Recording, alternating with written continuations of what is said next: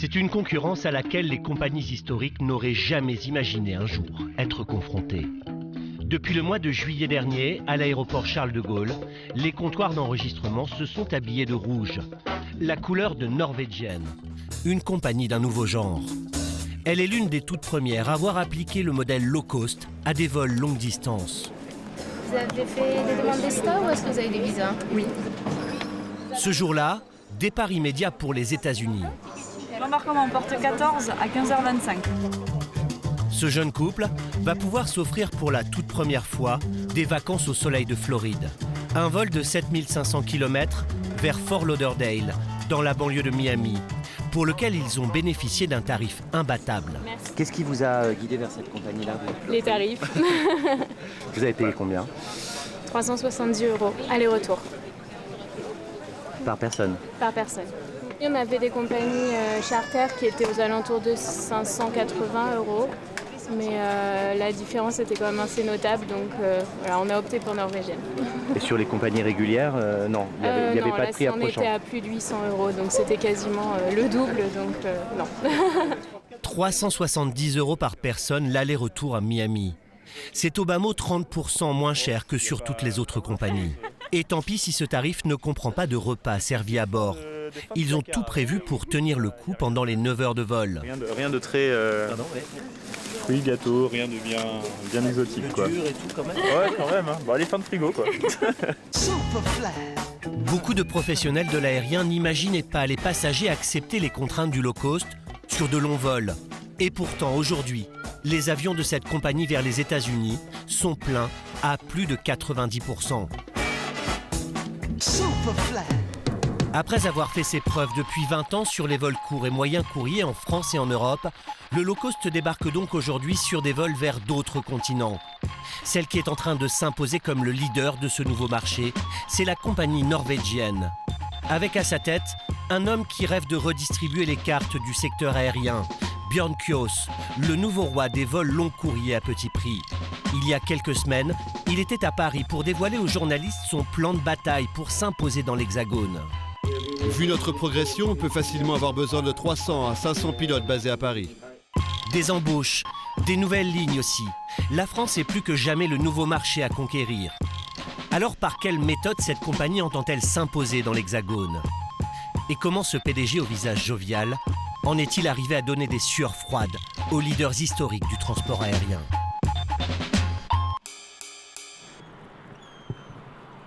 Dans son pays, en Norvège, Bjørn Kjos a beau être un homme très en vue, on a moins de chances de le croiser dans les soirées mondaines que sur les pistes de ski à 2 pas d'Oslo. Il n'hésite pas à y monter tôt le matin, quelles que soient les conditions météo.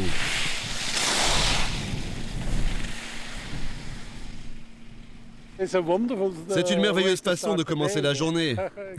Skier avant d'aller au bureau, je trouve ça fantastique.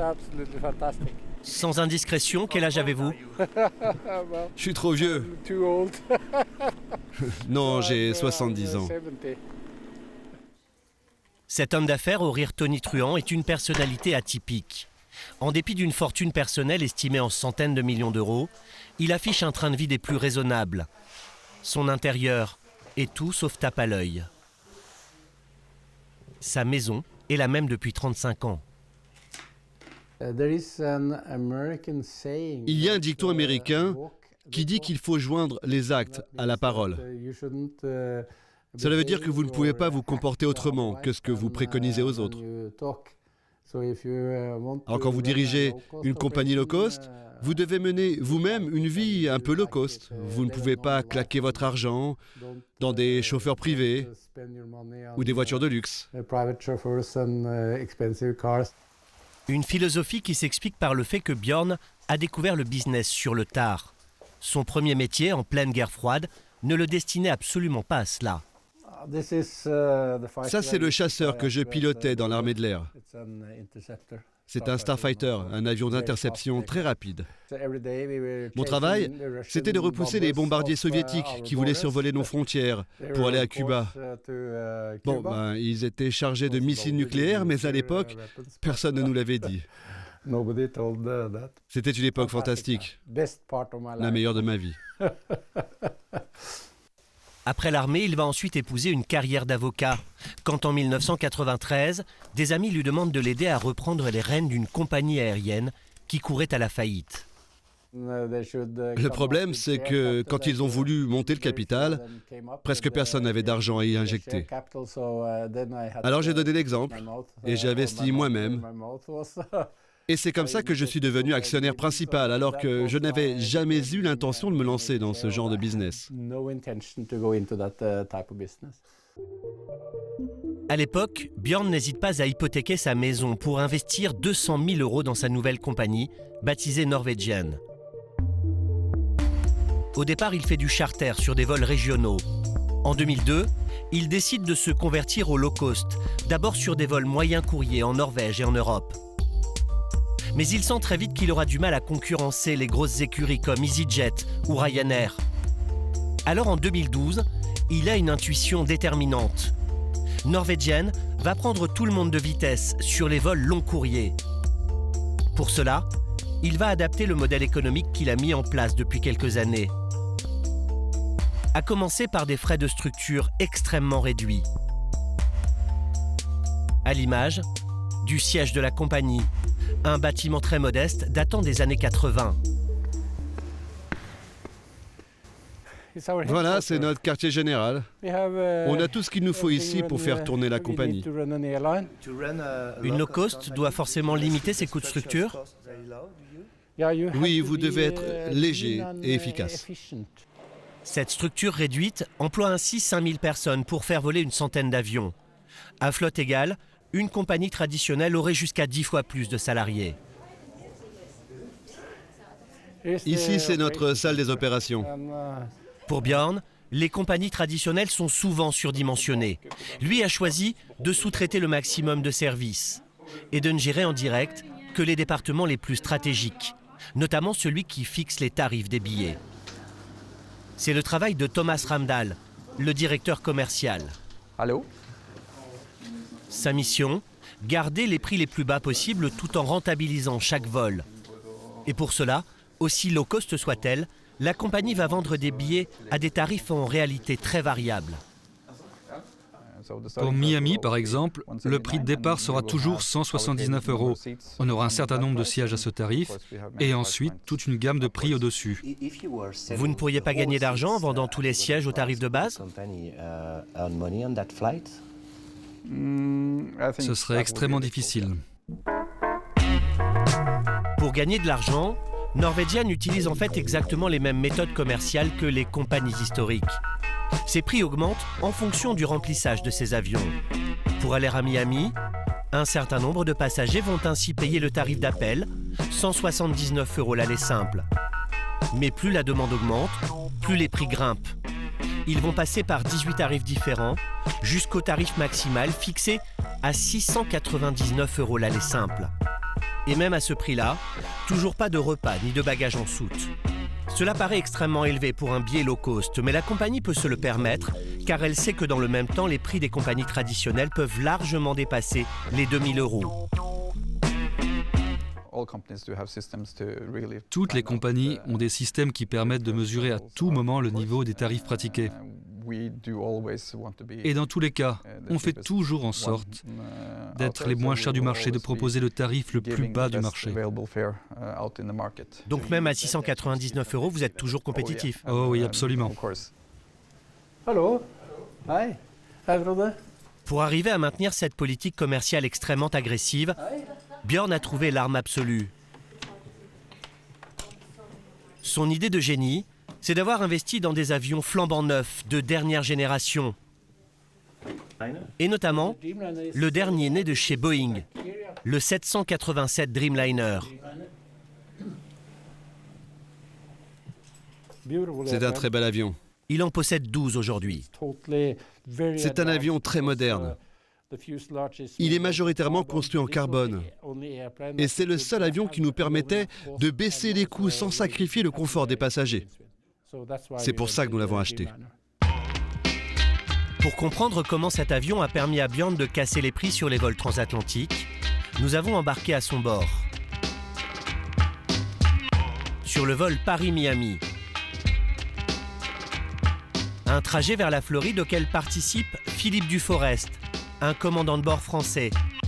Cet avion, il le connaît parfaitement. Cela fait 3 ans qu'il le pilote.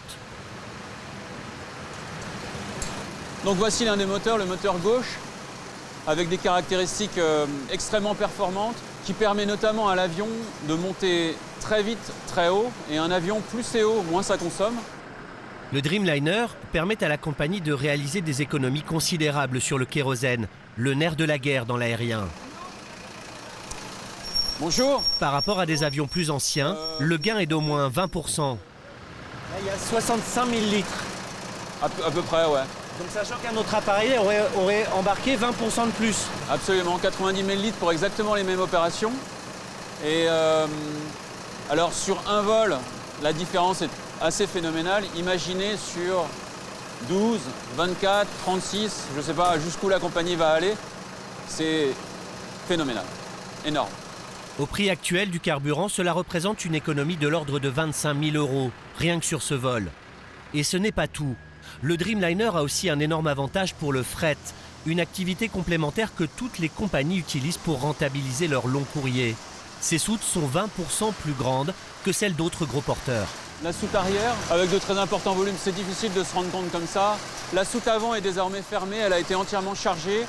On ne peut pas la voir, mais elle est encore plus volumineuse. Le fret aérien est une donnée sûre, une valeur sûre pour les compagnies aériennes, forcément. Il y a des investissements dont une compagnie low cost ne pourra jamais faire l'économie. Ce sont tous ceux qui concernent la sécurité. La maintenance des avions notamment est extrêmement réglementée. Les équipages doivent également correspondre aux standards du long courrier. Ils vont même parfois au-delà. Le temps de vol aujourd'hui sera de 9h19. Alors que sur un vol de cette durée, la réglementation n'impose que 2 pilotes, Norwegian en met 3, afin de limiter leur fatigue.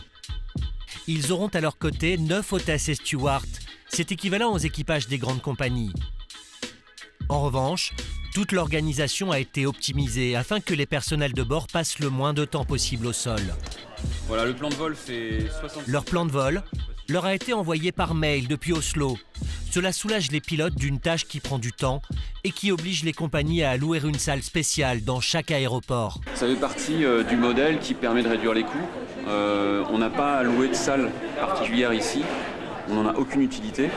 Donc on récupère nos papiers, on les regarde, on donne la quantité de carburant aux techniciens et puis on peut monter à bord et préparer notre vol. Pour la compagnie, l'enjeu va maintenant être de maximiser ses recettes commerciales. 291 personnes vont faire ce trajet vers Miami. Pour vendre le plus possible de billets, le Dreamliner a été aménagé quasiment au maximum de ce que permet le constructeur. Des sièges dont les dimensions restent toutefois dans la moyenne des classes économiques, tout type de compagnie confondues. Pour ce vol à destination de Fort Lauderdale. Ça y est, vous êtes installés? C'est bon. Ça va? La place est bien. Ça passe. Vous avez assez de place, c'était ça votre interrogation? Ouais, c'est bon. Ouais, C'était un peu la crainte, mais bon, ça va, effectivement, ça a l'air d'aller. Est-ce que le siège s'incline en arrière? On va faire l'expérience. Voilà. Bon, ça ira, ça ira. Ça ira très bien. C'est pas une énorme inclinaison quand même. Hein. C'est pas de la première classe, c'est sûr, mais bon, on va s'en contenter. Ouais. Oui, ça suffit. Avant même le décollage, la compagnie s'est déjà assurée de confortables revenus complémentaires. Car une bonne partie des passagers a réservé des options payantes au moment d'acheter son billet sur Internet. Des options qui font rapidement grimper le tarif de base. Un bagage en soute, c'est 35 € par trajet. Certains passagers ont voulu choisir leur place à l'avance, 35 € également. Et encore 35 € pour un repas servi à bord. Un aller simple à 179 € peut donc se transformer en un billet à 284 €. Parmi ceux qui ont choisi de payer en plus, il y a Floriel et son papa Alain. Qu'est-ce qu'il y a dans ce repas alors? Alors moi il y a du poulet avec du riz et des petits pois, enfin des pisses là, je sais pas comment vous appelez ça comme ça. Et un verre de vin rouge je crois. Et toi t'as pris du bœuf? Du bœuf avec des pommes de terre. Je crains que ce soit du bœuf bouilli. Ça ressemble à un repas classique d'avion. Ouais. Non, les repas classiques d'avion ne sont pas bons. Là, c'est à peu près bon. Manque le pain pour les Français. Il n'y a pas de pain? Non. Tout fout le camp. Mais ce soir, les 2 tiers des passagers ont choisi de ne pas passer par la case repas payant, à l'image de ce couple qui n'a aucun regret. Ça vous gêne pas de voir manger quelqu'un à côté de vous? Ah non, du tout. Ça donne pas très envie non plus. C'est pas très copieux. C'est un peu cher pour la proportion. Bon, on aime bien la bonne chair en plus alors. On fera des beaux restos mais à Miami. Ils se sont totalement pris au jeu du low cost. Pas question pour eux de faire grimper le prix du billet. Mais ils ont beau avoir pensé au pique-nique et à l'apéro, quelque chose leur a tout de même échappé. Par contre, bon, il y a quelques trucs, ouais, on n'avait pas pensé. C'est quoi ça? C'est des écouteurs. C'est des écouteurs. Si les films sont gratuits, les écouteurs coûtent 3 €. Donc ils se branchent directement sur l'écran. Ça, c'est pas compris dans le prix du billet, par exemple. Et je crois qu'il n'y a pas de couverture aussi. Il n'y a rien qui est coupé. La couverture, vous allez faire comment? On va se tenir chaud. C'est le jeu du low cost. À bord, tout est en supplément et tout peut s'acheter le plus facilement du monde grâce à cet écran tactile. Alors là, je vais aller faire mes courses. La compagnie a tout prévu. Boissons, snacks, écouteurs et la fameuse couverture pour laquelle le couple a finalement craqué. Je vais la payer maintenant. Je vais passer ma carte. Pour obtenir cette couverture à 5 €, même pas besoin d'appeler l'hôtesse. C'est magique, hein. Il n'y a pas de code, il n'y a rien, tout va bien. Chaque commande s'affiche en temps réel sur les écrans des personnels navigants. Et en moins de 2 minutes, la commande est livrée. Ouais, c'est rapide. Hein. Ouais, voilà. Très bien. Voilà. Pour les petits vieux. Couverture pour les petits, voilà.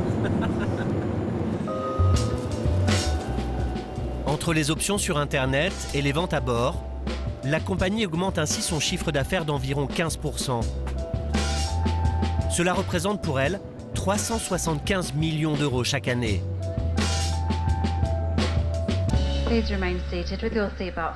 Après un peu plus de 9 heures de vol, le Dreamliner se pose enfin en Floride. Alors que pour les passagers, les vacances commencent, l'avion, rentabilité oblige, redécollera dans 1h30 avec un nouvel équipage. Quant au personnel de notre vol, la majeure partie d'entre eux opérera à Miami-Londres dans 48 heures. Malgré les contraintes du low cost, pas question pour la compagnie de transiger avec les temps de repos. En escale, Philippe et les autres sont généralement logés dans des hôtels de grande chaîne qui leur permettent de bénéficier d'un confort standard.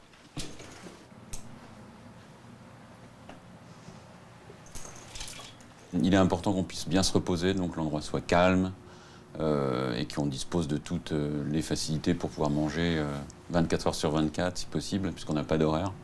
Mais ouais, généralement, on est dans ce type de standard. Ça peut varier un tout petit peu, mais... Alors, donc c'est pas parce que c'est du low cost finalement qu'il faut loger les équipages n'importe comment. Non, c'est pas vraiment une bonne économie, parce que si on n'est pas bien reposé, on risque d'avoir des difficultés à réaliser notre planning. Donc non, l'objectif c'est qu'on puisse se reposer correctement, qu'on puisse bien dormir et être en forme pour le vol de retour qui a lieu soit demain, soit après-demain, en fonction des activités de chacun.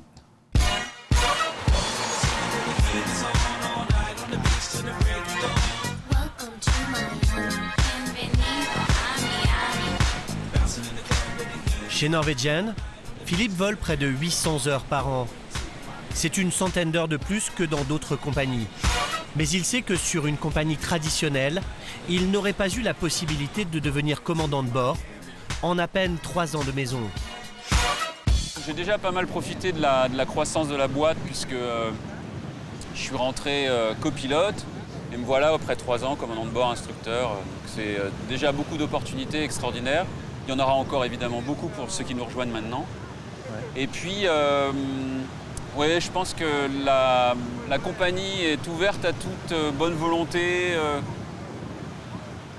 Des gens qui ont une compétence à exprimer, je pense qu'ils peuvent le faire chez Norwegian. Les portes sont ouvertes. C'est ça qui est vraiment magique. Afin de continuer à se développer, Norwegian doit recruter cette année 600 pilotes, sur l'ensemble de son réseau. Pour les attirer, elle compte bien sur ses perspectives de carrière éclairs. Mais pas uniquement. Elle est également prête à miser beaucoup d'argent pour les mettre aux commandes de ses avions de dernière génération. Quelques jours plus tard, nous retrouvons Philippe dans la banlieue de Londres. Il est en charge du recrutement des futurs pilotes de la compagnie. Aujourd'hui, il va recevoir 6 candidats. La moitié d'entre eux a souhaité rester anonyme car ils sont déjà employés par d'autres compagnies concurrentes. Norwegian exige de ses nouveaux pilotes un minimum de 1500 heures de vol. 4 recruteurs, dont Philippe, sont là pour les départager. Yeah, it's pretty interesting profile. Good QTE results. Yeah. Traditional transport, 4,200 hours. Traditional transport is cargo. Don't know. Airbus 320. Voilà. Détail étonnant, sur les CV qu'ils ont reçus, aucun candidat n'a indiqué la moindre heure de vol sur le Boeing Dreamliner. Le nombre total d'heures de vol, là il a 6000 heures, détaillé en fonction des types d'avions. Donc il n'a volé que sur avion léger en tant que commandant de bord. C'est pas gênant? Non, parce que on va lui offrir la formation. Ça c'est un autre avantage de Norwegian. C'est-à-dire qu'on va leur proposer de voler donc, sur un avion de dernière génération, dont la qualification de type est extrêmement recherchée sur le marché en ce moment. Une formation qui, selon nos estimations, coûte autour de 80 000 € et que Norwegian offrira donc aux pilotes qu'elle va retenir. Pour les candidats, c'est une aubaine car beaucoup de compagnies low cost sont loin d'être aussi généreuses. C'est bien de ne pas avoir à payer pour cette qualification. Car il y a plein d'endroits où si vous n'avez pas énormément d'argent, vous ne pouvez rien faire. Il y a aussi des compagnies malhonnêtes qui vous proposent de payer pour voler. 50 000 € par exemple. Et ils vous laissent voler 500 heures sur leurs avions. Ça représente 6 mois de travail à peu près. Et vous voulez gratuitement? Non, c'est vous qui payez. La générosité de Norwegian n'est pas sans contrepartie. En échange de la formation qui leur est offerte, les pilotes s'engagent à signer un premier contrat de 3 ans, durant lesquels ils seront payés au plus bas salaire de la compagnie. Un peu plus de 10 000 € bruts par mois pour un commandant de bord et autour de 6 200 € bruts par mois pour un copilote. S'ils décident de partir avant la fin de leur contrat, ils devront rembourser une partie de leur formation. Ces salaires de base ont beau être 30% moins élevés que ce que les pilotes toucheraient chez Air France par exemple, pour eux, ça n'est pas l'essentiel. Ils essaient des choses que personne d'autre n'a jamais essayées. Ils défrichent un nouveau marché. Ils grandissent énormément grâce au low-cost long courrier. Et si ça marche, c'est qu'il y a une forte demande pour ça. À l'issue de cette journée de recrutement, 5 des 6 candidats obtiendront une formation sur Dreamliner et un contrat chez Norwegian. Forte des centaines de nouveaux pilotes qu'elle attend cette année, la compagnie low cost espère maintenant multiplier les ouvertures de lignes, notamment au départ de Paris. Au siège de la compagnie, à Oslo, nous retrouvons le directeur commercial, Thomas Ramdahl. Avec son collègue, Carl Peter, ils tiennent à nous montrer une simulation qu'ont réalisé leurs équipes. Ce sont toutes les lignes que Norwegian pourrait théoriquement, un jour, exploiter au départ de la France. En Asie, vous avez toutes les destinations évidentes. La Chine, Pékin, Shanghai, Hong Kong, le Japon, Bangkok bien sûr, et sur le continent américain, le Brésil, Argentine, Pérou, Chili, Colombie, le Mexique, et nous pensons que tous ces vols seraient commercialement rentables. Les commerciaux de la compagnie ont calculé que toutes ces destinations rapporteraient de l'argent, mais elles demeurent encore à l'état d'hypothèse. Ça représenterait au moins 40 Dreamliner volant chaque jour. C'est considérable. Donc ça n'arrivera pas demain. Mais c'est notre ambition. Et ça nous conduit à regarder toutes les possibilités. Pour l'heure, la compagnie ne possède encore que ses 12 Dreamliner. Mais au-delà de ses besoins en appareils de dernière génération, il lui faut surtout obtenir des créneaux de vol de la France vers les aéroports du monde entier. Et pour cela, il lui faut le feu vert des autorités. Bonjour, ravi de vous rencontrer. Ce matin, Bjorn, le PDG, va justement aborder la question avec l'ambassadeur de France en Norvège, Jean-François Dobel. So, of course, we would appreciate some developments from your side about the future of the company and especially about the relationship with France. Yeah, of course. The possibility to create new air links, new air services in France. S'il veut ouvrir de nouvelles lignes, Bjorn a besoin d'être dans les petits papiers des autorités françaises. Pour cela, il compte évidemment sur ses récentes promesses d'embauche en France. Et il va mettre en avant un autre argument. Ces vols long courriers à petit prix attireront de nombreux touristes étrangers dans notre pays. Vous savez, on regarde très attentivement l'exemple de Bordeaux. On dessert cette ville depuis la Norvège. Mais on pourrait faire beaucoup plus, et notamment des vols long courriers vers cette ville. Mais si on veut transporter beaucoup de touristes à Bordeaux, il nous faut des créneaux de vol. Ce serait vraiment ça la priorité. La discussion se poursuivra sans notre caméra, car la question des autorisations de vol est plutôt sensible. Le problème, c'est que celles-ci ne sont pas illimitées et qu'elles font l'objet d'une concurrence féroce entre compagnies aériennes. Mais à en croire l'ambassadeur, les Norvégiens bénéficieraient d'un a priori favorable dans notre pays. C'est une concurrence qui est bien vue, la concurrence de Norwegian sur ce marché français? Écoutez, je ne pense vraiment pas qu'elle soit mal vue. Oui, je pense que la concurrence peut avoir aussi des effets très positifs sur le consommateur. Donc il ne faut pas, je dirais, avoir une vision trop protectionniste des choses. Voilà. Mais derrière le vernis diplomatique, l'arrivée de la compagnie norvégienne sur le marché long courrier français ne fait pas que des heureux.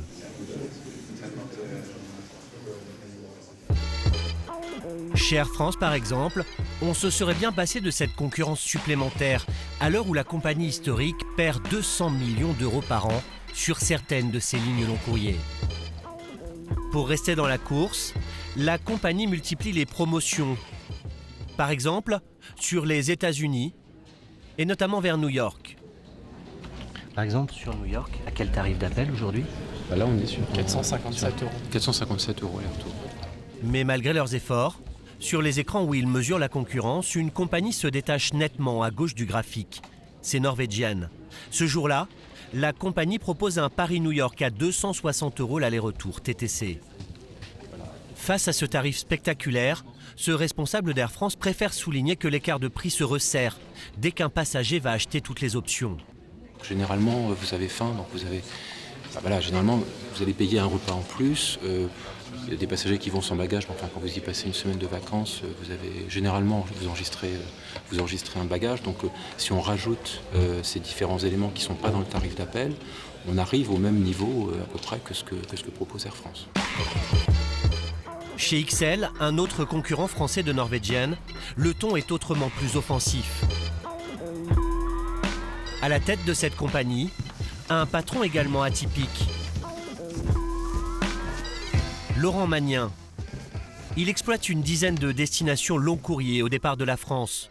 Des lignes sur lesquelles lui aussi casse les prix. On est à 389 sur New York, on est à 349 sur les Antilles, et on est sur San Francisco, Los Angeles, je rappelle que c'est quand même à 11 heures de vol, on est à 549 euros aller-retour. On parle de prix TTC, on parle de prix avec la valise inclus, on parle de prix avec le repas inclus. Pour M. Magnin, le cas Norwegian pose un problème. Il s'étonne du tapis rouge déroulé par les autorités françaises à la low-cost scandinave, alors même que la Norvège a toujours refusé d'intégrer l'Union européenne. Je rappelle que la Norvège est un pays qui a voté 2 fois non à l'Europe. Je suis, en tant qu'Européen, assez surpris que mon Europe hein, la mienne, là, celle pour laquelle j'ai voté à 20 ans, qui aujourd'hui, en particulier en France, a 5 millions de chômeurs, je suis assez surpris qu'on donne les mêmes autorisations à une compagnie qui a voté 2 fois non à l'Europe qu'une compagnie d'un peuple qui a voté oui à l'Europe. Et moi, je demande quand même aux consommateurs de regarder où ils achètent, parce qu'on a 5 millions de chômeurs. C'est un vrai message, c'est un message du cœur, c'est un message dans un pays qui souffre. On a des compagnies low cost françaises, faut y penser. Quand vous regardez les prix, pensez-y. Si l'écart de prix, on ne va pas empêcher les gens d'aller sur des écarts de prix importants. Moi, je n'ai pas vu d'écart de prix important avec des compagnies low cost internationales par rapport à XL Airways. On est les 3/4 du temps beaucoup moins cher que la plupart des compagnies. Il faut voler XL, il faut voler moins cher. Il faut voler français aussi, quand on est un pays comme le nôtre. C'est un message. Norwegian, de son côté, n'entend pas s'arrêter en si bon chemin. La low cost scandinave envisagerait de lancer l'été prochain des vols vers New York à 65 € l'aller simple, au départ du Royaume-Uni.